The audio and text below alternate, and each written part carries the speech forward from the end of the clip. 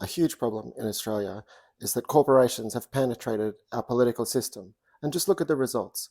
You got the gas gets given away, offshore gas gets given away for free. We give away so many of our resources for free and don't tax.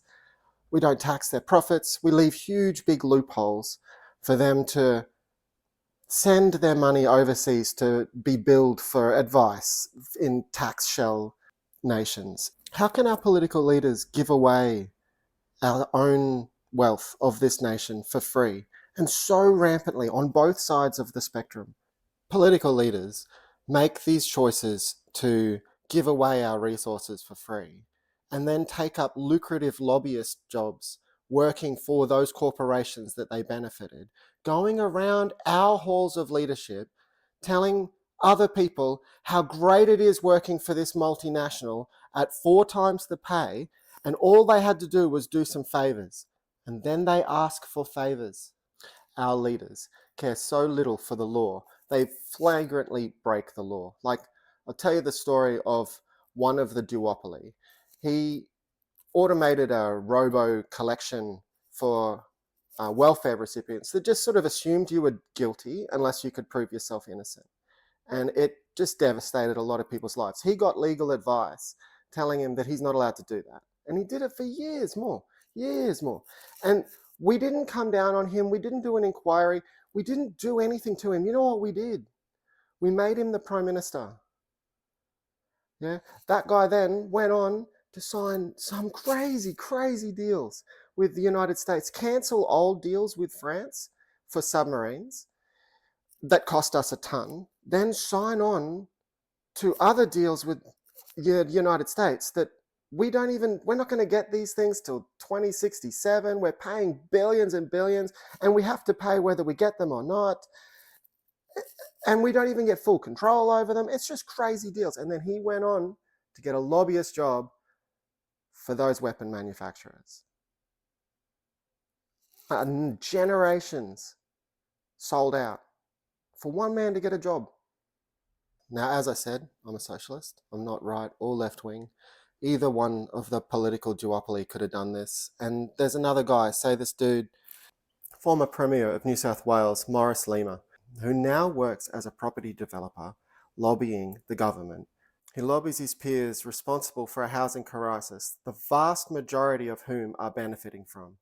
This alliance of landlords masquerading as a political party has created this housing crisis deliberately. They deliberately let in large numbers of people all at once to keep wages low and to benefit the economy, an economy that we don't benefit from because we live in a neoliberal society. The ruling class know how to solve the housing crisis, and it's the same way they did last time. A very productive nationalised housing builder that would produce homes and sell them at below the market value. Look up public housing in Australia on Wikipedia. Here's a bit from it. Further heralding the end of public housing was the emergence of the economic nationalism in the 1960s and 70s, replacing post-war Keynesian idea of government intervention in housing markets was a necessity for virtue. Public opinion was swaying to the neoliberal idea that government intervention by way of public housing was one of the causes of the problem. The problem of what? The golden age of Australian affordability, of housing affordability in Australia from 45 to 75. What problem were they worried about? A great life, the height of our civilization. We were convinced things were going really bad, and they brought in an economic theory of neoliberalism. That's what we live under. It's in Wikipedia. It's hyper-capitalism, no services, no trade unions. The boss has no rules. He can kill you at work with a really dangerous workplace, and you can't do anything about it, and you're not entitled to any sort of compensation. You should have used the free market to get a better job. You shouldn't have worked for him. That's your fault.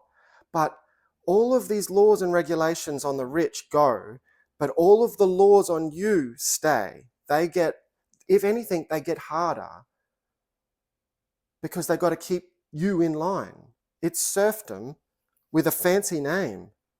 We need a democratic party offering policies to restore balance to our neoliberal economic dystopia.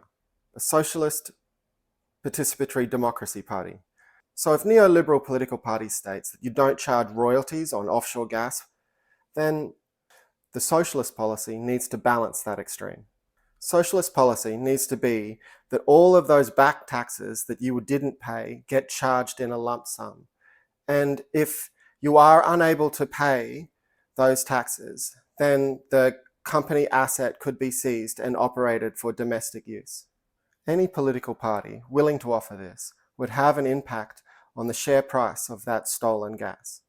How willing would those gas corporations be to invest and build new gas rigs to steal more gas if there's a possibility that those assets may be taken? What I know is we need some sort of yin-yang economic policy, something to balance out, to give people a democratic choice away from this path that we are going to march towards hyper-capitalism. Social democracy was our history. It can be our history again. If any party offered real possibility of nationalizing government assets or charging back taxes or some sort of balance, the government would have to back off on their rampant hyper-capitalism in order to neutralize the votes. But because it's not even an option, the march towards privatization is inevitable. If anyone was listening, I'd love to hear what you think. See ya.